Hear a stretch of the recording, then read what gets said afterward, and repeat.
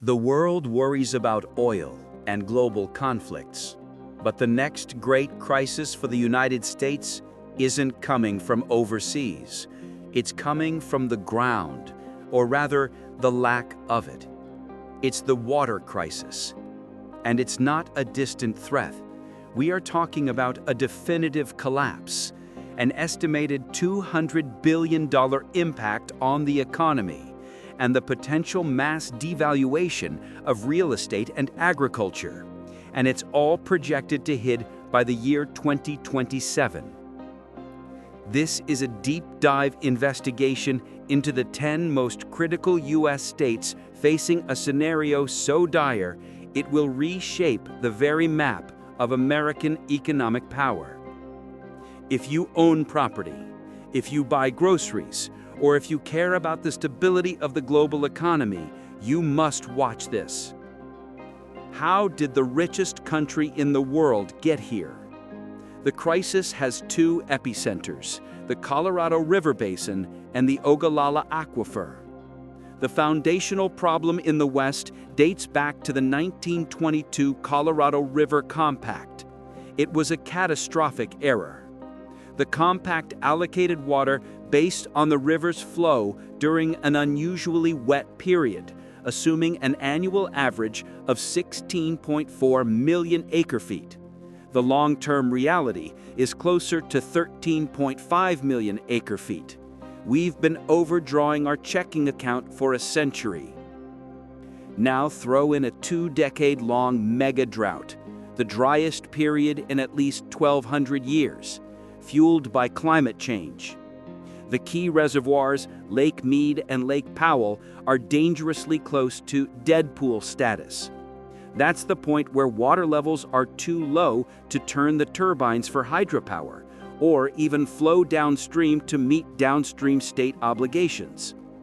The negotiations for a new water-sharing agreement are becoming a flashpoint for future litigation, a true water war, with the current agreements expiring and real cuts looming by 2027. Out in the Great Plains, a different clock is ticking. The depletion of the Ogallala Aquifer, a vast underground reservoir that irrigates roughly 1/5 of all U.S. agricultural land. This water is ancient, a non-renewable resource that is being pumped out for feed crops like corn and cotton far faster than nature can replenish it. In some areas, water levels have dropped over 100 feet. When this water is gone, agriculture in the region doesn't just scale back. In many places, it collapses entirely. The projected economic fallout in these 10 states by 2027 is staggering, hitting the two sectors that define American prosperity: agriculture and real estate. First, the lower Colorado River Basin flashpoints. 1. Arizona relies heavily on the Colorado River via the Central Arizona Project, or CAP. Its $23 billion agriculture industry, including a massive lettuce and cotton footprint, is already facing the deepest cuts. Without the CAP water, vast tracts of farmland are projected to become economically unviable, triggering a massive loss of farm jobs and income. For real estate, massive metropolitan growth in cities like Phoenix and Tucson is unsustainable without aggressive, politically painful water restrictions, which will immediately cool the housing market and devalue properties. Nevada. It takes the smallest share of the Colorado River, but its entire metropolitan lifeline, Las Vegas, is utterly dependent on the critically low Lake Mead. The state's powerful tourism and hospitality sector is directly threatened.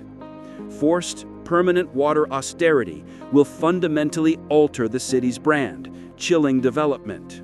Strict water budgets and the banning of non-functional turf already signal a major shift that will likely send investment into retreat, drastically reducing long-term property valuations in the southern region.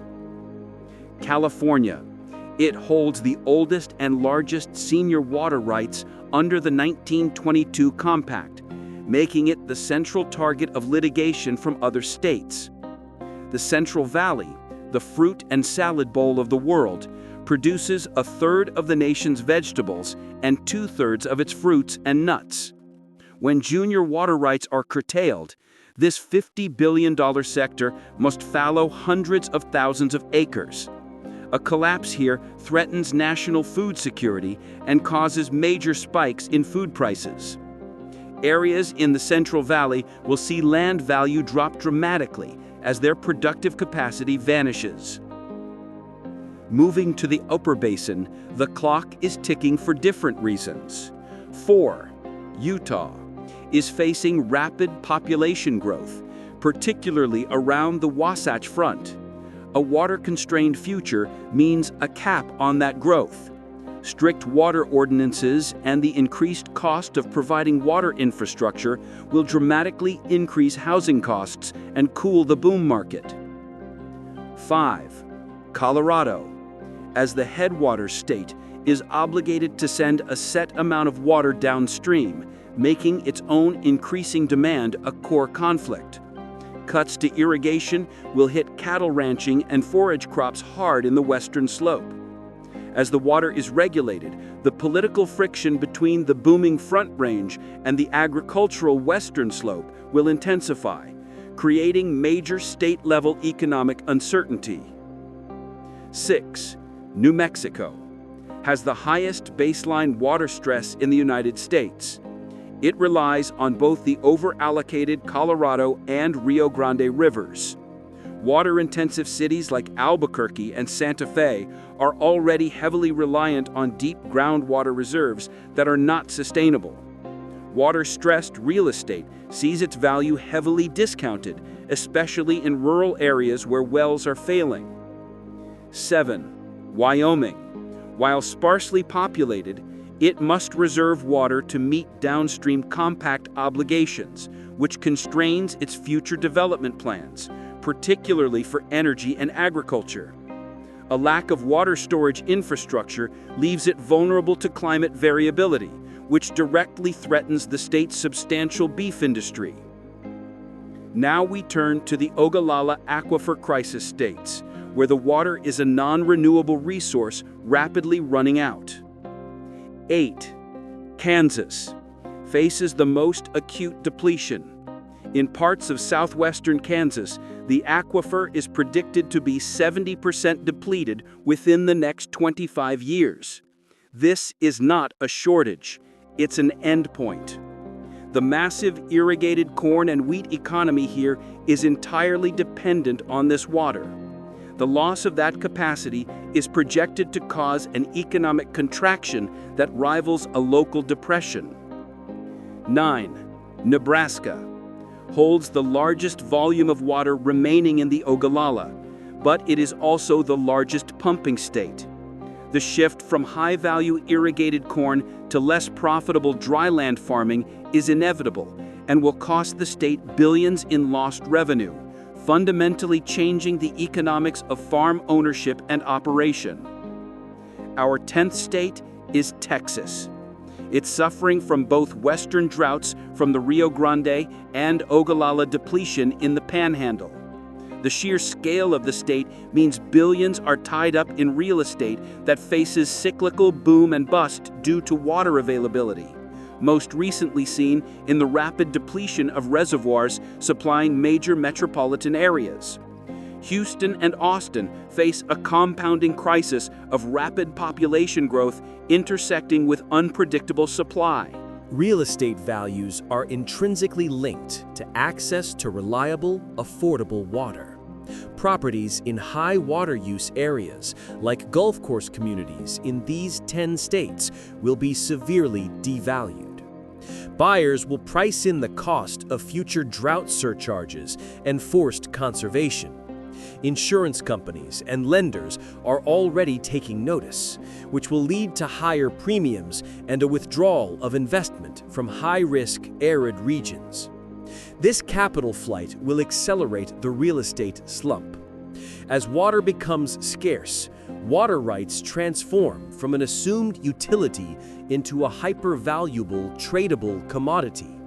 We are already seeing large corporations and private equity firms quietly acquiring vast tracts of land solely for the senior water rights. This creates an economic chasm: the ultra-rich, who can secure water, versus the common citizen or small farmer who cannot. This is the true seed of the water war.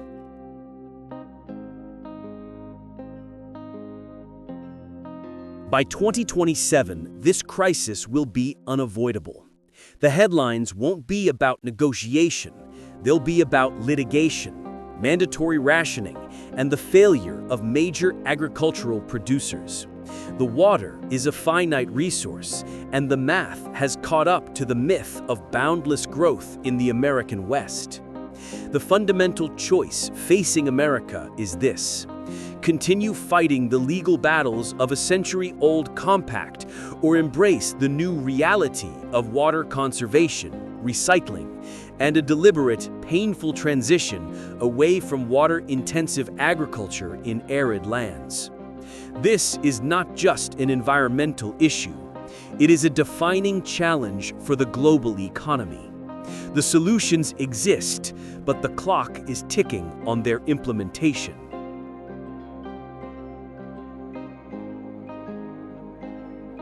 What are your thoughts? Can the U.S. avoid this collapse? What solutions are the most viable? Let us know in the comments below. Like and subscribe to Discover the Global Economy for more deep research documentaries on the forces reshaping our world. Thank you for watching.